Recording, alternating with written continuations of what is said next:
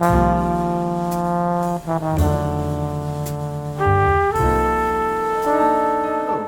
So I have had you on the show quite a bit. I'm looking forward to getting into the album. It's wonderful to finally meet you. So again, thank you. I appreciate your time today. fantastic, fantastic. So I think the name of your album is probably a moniker for what I'm thinking. It's about time.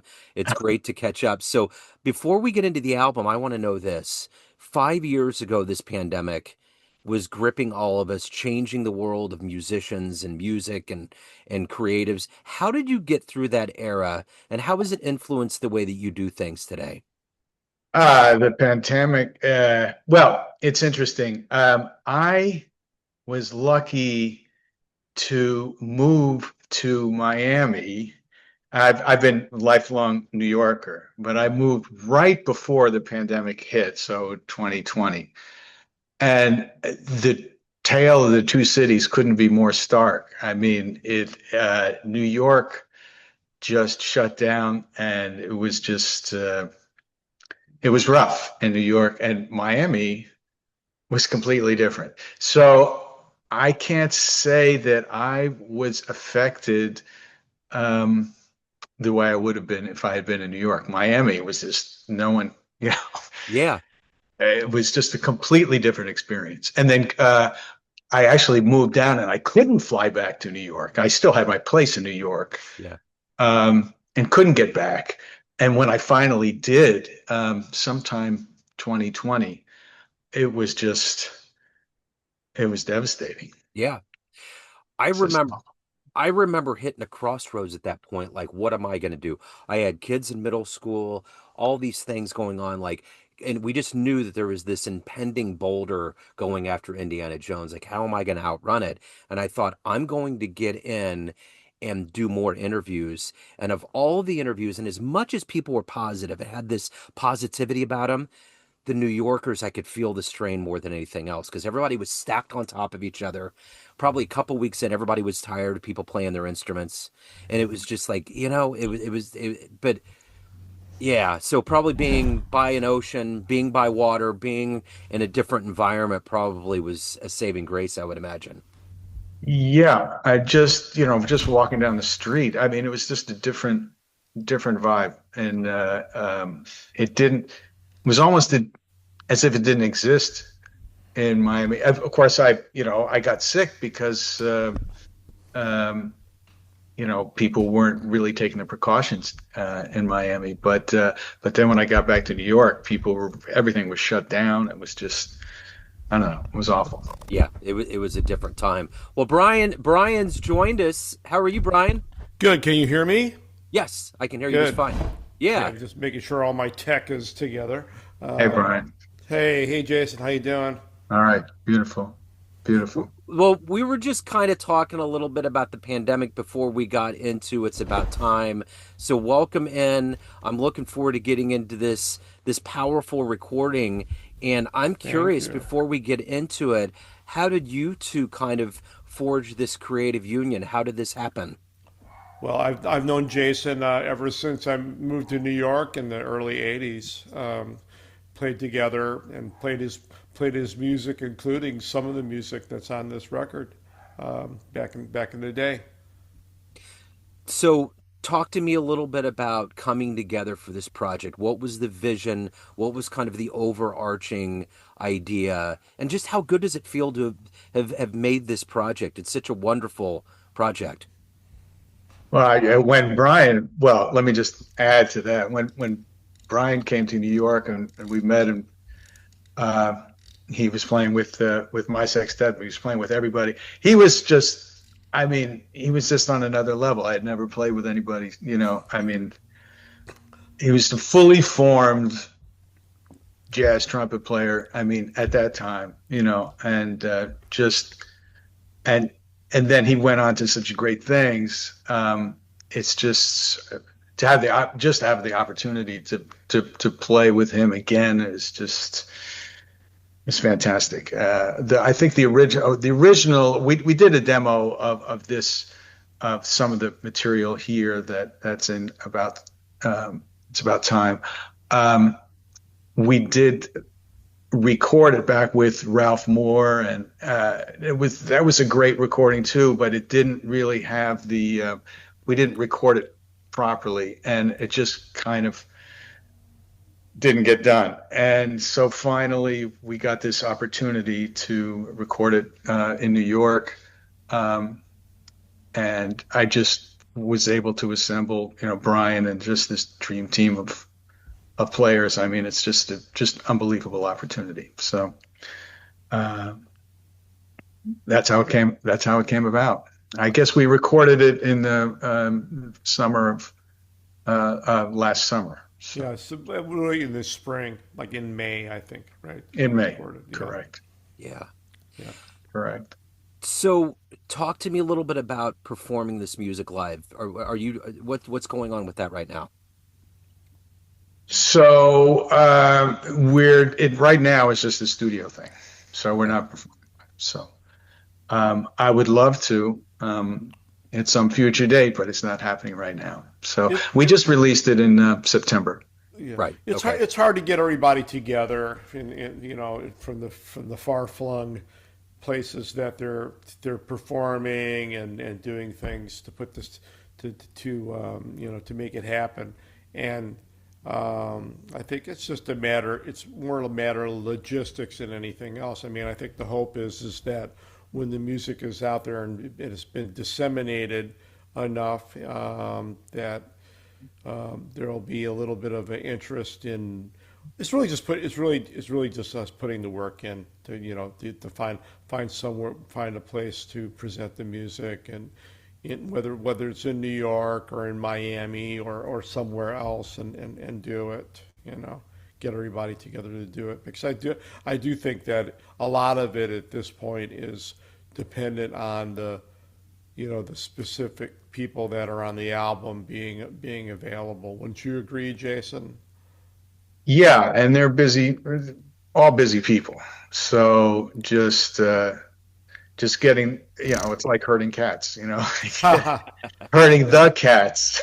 The Hurting the cats. cats, not yeah. But Brian is a professor down here in Miami, and I'm down in Miami. So there is that. We spent a lot of time in Miami working on post production of this record, and it was Hmm. just. And Brian has just so much expertise in that, and it was just. But that was in Miami, so maybe some in Miami, maybe some in New York. We'll see. Yeah. For sure. So what are you ultimately hoping the listener gets from this album? Oh my goodness. To me, I don't know, tell me if I'm wrong, but I mean, it was written a long time ago, and I think it's still relevant, but to me it's almost like a time capsule. It's like this is what I mean, it sounds like New York to me, what New York sounded like in the 80s and 90s. And I don't know how to put it into words. It's just a sound, but that's kind of the instrumentation. Um, uh, I think I was hanging out a lot with Slide Hampton at that time, and he made a sextet record with Dexter Gordon, and that sort of is the inspiration, a lot of the inspiration for the writing for this, for the voicings and the way I put things together. And he came back to New York in the 1980s, and we just got to spend. I got to play in his band, and it was just that's a lot. That's really what I was going for. Yeah. That sound, and to me it sounds like what was going on at that time, and to me it's still fresh and relevant, at least to my ears, but it's also a time capsule of what New York sounded like. I mean, Yeah. Yeah, I think what do I you think, think Brian? I think that's so. I mean, the music, your music and the way the music's played, I think has a kind of a classic sort of, in a way, kind of timeless quality. It's maybe, and that's a little bit of a tribute to the kind of, centrality, or that it's, if you say if something is straight ahead, it's kind of, it's kind of like it's been straight ahead in a certain way for a long time, and like what as Jimmy Heath always said, what was good is good, and and it maintains that quality.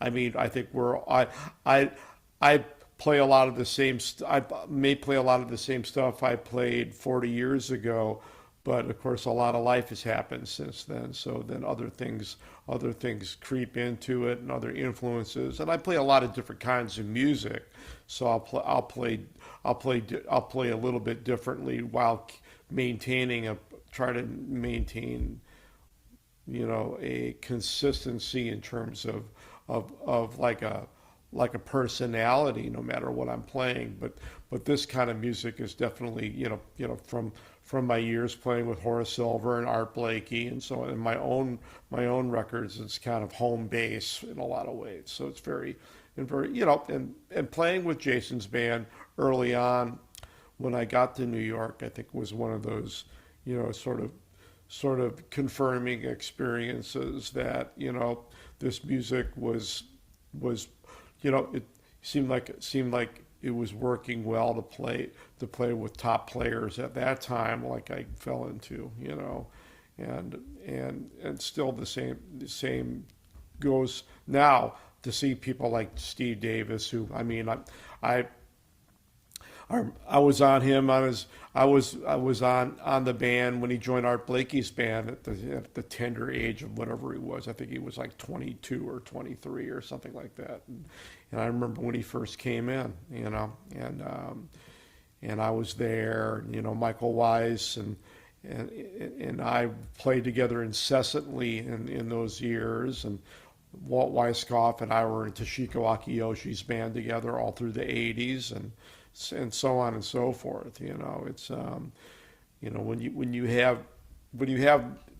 you reconvene after a lifetime's worth of experience, every time you reconvene, there's, I think, there's a richness to it that certainly is felt by the musicians, but I think some of that richness comes through in the performance too, and the way it sounds on the record, and hopefully that is coming through on the record. So I mean, really, it's great high quality music, but it's also like Jason says, it's a snapshot of a time and bringing that time forward into the present day and seeing how it's like you know keep on simmering the sauce. Yeah.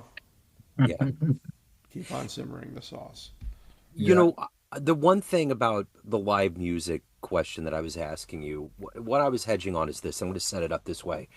The Headhunters came to Kansas City and I moderated a panel, and Donald Harrison at one point talked about, especially now in these modern times with things being very strange and very fearful, there's a lot of weird things going on, how they have this gift of creating this nirvana that people can walk into whenever you do live performance. Whether you're on the stage as a performer or you're in the crowd, you get this gift of getting away from all of it for a couple hours. So that's why I was asking about live. With anything that you're doing right now, is that something you're cognizant of that's happening, that you're giving people this oasis to kind of escape and to feel good about life for a little while? It always is like that. Every time you play, you're suspending what in a lot of ways may be a challenging reality. I mean, I'm not saying there aren't challenges in the oasis itself, but I mean, the traveling and the logistics and dealing with business and all that sort of thing. But when you're on the bandstand playing, we're in our good place, we're in our happy place, and that's the feeling that should be, we seek to and should be, and hopefully is being projected to the audience, from the musician to the audience, or from the creator through the musician to the audience, split second timing, as Art Blakey would say, right? So that's yeah, absolutely. I think the live performance becomes so important in times like this, and also because also the way that we consume recorded music is so isolated and radically, in a lot of sense, different than it was. I mean, you know, Fragment. Yeah. yeah, I mean, when I was growing up, we listened to jazz radio, but we listened to jazz radio like, like driving around in the car. Like a social thing. It's like you're not like Are by you? yourself someplace in some, COVID, Yeah, friendly exactly. room. Well, it really started with the Walkmans, right? So, but then after that, now it's like, well, whatever. People don't even know what they're listening to 95% of the time. Yeah. Joe, are you old enough to have experienced Harry Abrams' "The Best of All Possible Worlds"? Does that ring a bell to Yeah, you? absolutely, for sure. So I used to listen to that every night, like in my buddy's 63's Plymouth Belvedere, right, on the Clear Channel AM radio. Used to have to go through that terrible, that term Herbert Ted Armstrong, The World Tomorrow, like evangelical crazed show like that came on right before that went on I guess midnight Eastern time, so it was 11 p.m. for us out in the Midwest. You know, it's like and a window into so much. I mean, I think radio was such a did you hear that thing on the radio last night? People would say that, Yeah. or we'd listen to it together, like we'd listen to records together and things like that. I mean, anyhow, that's not happening. So the live performance is still a place where a community gets together. It's like, that this atmosphere happens. So yeah, we got to get a gig, Jason. Uh, because I played a lot in New York with dance bands, with Latin salsa bands, just which is all about dancing and having fun on the dance floor, and just sharing that experience from being up on stage and playing these great arrangements, and people dancing and then on break you're part of the scene, and it's a whole environment. And to me, and then like Brian says, getting on an airplane and flying to Europe or something, and doing a festival, and meeting all these people, playing live for them. It's just it influences that's what it's all about to me. Just communicating with people, so. I had a friend that was much older than me, Brian, based on what you were talking about there, that talked about having Led Zeppelin 4 on an 8-track, and and one of the songs stopped, and you had to turn it over to listen to the second half of the song. Like those kinds of things. They would fade out in the middle of the track, and then come In back the middle of in. the drum solo. Right. I think the thing about the 8 track was there wasn't sides, but it would just like that. Then like I think that's why they called it an 8 track. It would go around 4 times, and then Uh-huh. it would switch from one set of two to the next. Yeah, the thing would fade out right in the middle of like communication breakdown or something. That was Yeah. Led Zeppelin 3 actually, but Yeah. you know. You're taking me back. That was one of the first live shows I ever saw was Led Zeppelin in 1970. Wow. Opening up was the James Gang. Remember them? That was a pretty badass group too. Well, With John Bonham playing. Who was playing drums? It was a classic group, John Yeah. Bonham. But the James Gang, that was Joe Walsh wow. on guitar. You know, so I'm getting my rock and prog rock represent out here a little bit and stuff. My star with Mahavishnu Orchestra. Well, it was Chicago. I mean, was my Yeah, I was saw like. in high school, that was my thing. I transcribed all that stuff, Yeah. because there was I was a trombone player, and trombone player was front and center there, and it was just, Yeah, yeah. oh man, James Pankow. James Pankow, Jimmy Pankow. that's Yeah, it, yeah. and he's still doing it. He's still in the, Somebody has to do it. You Yeah. guys are clairvoyant. I was literally going to ask you your first show, and I just read a clip last night that said that John Bonham sometimes would launch into a 30-minute solo, and it's oh like, wow, yeah. just that's crazy. In this modern era, I mean, it's unheard of.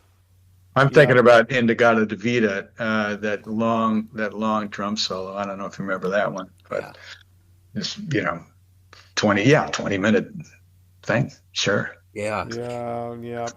So yeah, my issue. I heard a double bill in Milwaukee.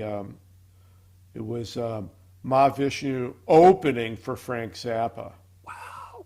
with Ponte and George Duke and the Fowler brothers and like that really incredible, like Wow. Roxy, with the like the Underwoods and like I mean what an amazing group that was, um, you know. You I Uh, know, think Emerson, Lake and Palmer. Well, I don't know. That was one of I my saw them first. too. I saw That them. was my first one at Madison Square Garden. I saw him. I think that was the first time. Emerson, Lake and Palmer opening act Mott the Hoople. Oh man! Oh no! Oh yes, that's awesome. I know. You've mentioned a bevy of legends that you've played with, and I was thinking about Bobby Watson here in Kansas City. You told me a story one time about how Art Blakey, they were in Germany, and about how it was like 2 or 3 in the morning and they were going to a club, and he had the most energy out of everybody. Like he was by far the oldest, but he danced all night long, and there was this vivaciousness. My lead is this. You've been around all these legends and luminaries, and you are in that position right now where they were at teaching young cats. What do you take from that wonderful era of being around all these legends, and what are you teaching the young cats that you get around? Well, I mean, a lot of what I have to teach is concerned with the kind of, I guess, try to hand on a little bit of that oral, in both senses, AURAL and ORAL tradition Right. of of of the music and the culture. I mean, a lot of time. I mean, there's a lot of times it almost seems like a cliche that like teaching jazz is telling anecdotes, right? About the time this happened, or when Art Blakey did this, or Freddie Hubbard did this or something like that. But there is a certain part of it, I mean, that every every I think when you listen to the music, you need to have, or you're studying music, you need to have context for it, right? So it's like if you're reading about Mozart or Beethoven or Debussy or something like that, it's like then we have all the musicology and all that sort of thing. But in the oral tradition, we really need things need to be passed down by those who had it passed down to them, I think. I mean, not for everything, that kind of function, I think, is important for me as a teacher, along with all the concrete stuff about playing the trumpet and knowing knowing how to do 2-5-1 and and playing clave and like whatever all it might be. But it's also to give you know I think when I tell a story about Art Blakey, somebody can get a sense of both who Art Blakey is and then what how he shaped me, and then I'm passing a little bit of that on to another generation. So it's like I'm passing the message on. And whether it's him or Eddie Palmieri or Phil Woods or whoever it is. It's like the more again, you know, there's a lot to transmit. So I mean, I think that's a very important part of passing it on. Whether it's, I mean, we teach in kind of like supposedly formalized contexts, but the formalization is kind of a wrapper for where you know the real some of the real things is kind of passing on things that will inform their process going forward. For sure. Like an influence. Like I'm always thinking of a Art Blakey thing or a Horace Silver thing or a Eddie Palmieri thing. And the sayings, the doings. I mean, you're infused with that. It's like they're almost almost all of them now are gone. I think I have Yeah. one mentor who's still around, Charles McPherson. So and a few others that maybe are a little bit less direct. I mean, certainly everybody who's still playing the music who influenced me, who's still around, is still there. But I'm just talking about the people that I had significant professional and artistic relationships with. That they're still kind of their spirits are very alive with me, and my being able to pass some of those things along is something that keeps the spirit alive in general. I think Yeah. it's what you're supposed to do. Yeah. To that point, Brian invited me down to, some of his classes down in Miami just to hang out, uh, and one of the classes that I went to was teaching the young kids about Woody Shaw, and to me, like I remember the first time I saw Woody Shaw at what Curtis Fuller was, who was Curtis Fuller is one of my heroes, and he was sitting in at the Vanguard in New York so it was like the three-horn band, and somehow Curtis was it wasn't just the soloing, it was the ensemble. Somehow he found those notes that, those background notes that the trombone, when I hear a sextet, all I hear is I hear how the trombone is fitting in. Mm-hmm. And, but anyway, that was my exposure to Woody Shaw. And then to go down and to see Brian was imparting to these young kids, all good players, this deep knowledge of what Woody was doing technically. And then, but just as important of that was as Brian says, the anecdotes, just telling stories about, what it was like to hang with a guy like that. It's just, that's what it's all about, imparting the wisdom. Yeah, for sure. So if anybody wants to pick up this album, they want to catch you live, each of you respectively, or if you come together as a group and perform, where can they go to find out and to do that? I'll leave that to you, Brian. So the album's available. It's on all the platforms. It's About Time. Jason Forsythe on Holistic that's with two L's. My middle name is Hollister, so that's where that comes from. Holistic MusicWorks, and also it's on Bandcamp, of course, too, and available through my website. Not at the moment because I'm having a major PHP breakdown, and that's being addressed by my web technician. But it'll be back up soon. But yeah, and you can certainly get it through Amazon, or a really good way I've found these days to get music more direct from an artist or a small company like a label like mine is to go through Bandcamp, because the album, Right. you can get the physical album and then sent to you, but then immediately enjoy the music as a download at the same time. Yeah. So I mean, you can't for the price of a CD. Yeah. So I don't think you can really beat that, because it's really great to have, physical products are. I think people are kind of starting to come back around to the notion that that's something in their hand. I mean, I know vinyl is a kind of a and rightfully so a big fetish right now, but I think even the CDs are starting to sneak their way back into the dialogue. So Yep.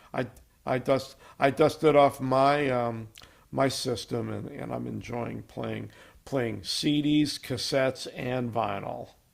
So I'm old school in my car when I get the CDs because I get a lot in the mailbox. yeah, I'm that's giddy to the get thing out you and play pop it on, in. right? Yeah, I Yeah. totally love it. Yeah, but I did go to a show the other day on Sunday. Corey Weeds was in town, and I Uh-huh. got a vinyl, and I got the same level of giddy. It was like, all right, I can't wait.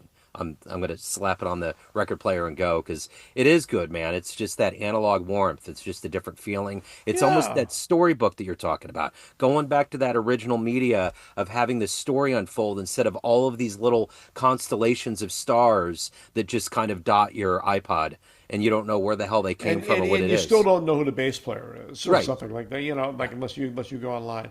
What's happened? So you're in KC, right? Yeah. So Kansas what's City. happening in KC? It's man, it's great. Bobby was here for a long time and really kind of cultivated this class of cats that have stayed. And it's Hmm. really kind of it used to be a springboard when I started the show in 2011. A lot of people were going off into different places, New York and whatnot. And it seems like people are staying and that cats are coming in from out of town. Adam Larson came here from New York, and there's some other players that came in from the coast. So it's a pretty fertile Great, good, playground. It's fun. Yeah. great. Yeah. What are some of the spots that are happening? The Green Lady Lounge, and they have they have a adjacent club called the Black Dolphin. The Blue Room, of course, is swinging. Um, there's a couple other clubs that have opened up here and there that are smaller. The Upscale Piano Craft, which is kind of a place of vintage pianos that people can go to, but they have shows there. Hmm. Um, Mm. but yeah, there's just a handful of places. We have a lot of fancy restaurants and bars that happen around town that people are going to. Corvino Club and all these places. So it's pretty cool, man. It's happening for sure. Yeah, I hope to be able to maybe blow through there sometime in the new year for one reason or another. It's like I have a few little ventures. I'm trying to book a little tour in the spring with I'm convening a band a relationship that actually myself, Ralph Moore, and Rob Schneiderman, Yeah. the pian I don't know if you know his work, Uh huh. pianist, that Yeah. we all played on each other's records a lot, and actually did one record I think that is actually kind of a masterpiece is his record Radio Waves from Yeah. the early '90s. Yeah. So Yeah. I want to. I'm putting that together to do a tour in April, and involved in booking that right now. Well, that's going to be the beginnings of World Cup excitement. We're getting it actually. I don't know Oh, how we did it, but there's a lot of electricity. We just got light rail that's been expanded. So, wow. Patrick Mahomes doesn't hurt. So there's all these little Yeah, yeah, things, yeah, yeah, right? yeah. So I'd love to see you in town. And again, gentlemen, I've been such a big fan of your music. This is such an honor to talk to you. Thank I've had you you. on the show so much, so I can't wait to profile this album. So thank you for taking a minute to dispense your wisdom and your world a little bit. I appreciate it. Thank you so much, Joe. Yeah, Beautiful. absolutely. Yeah. And Beautiful.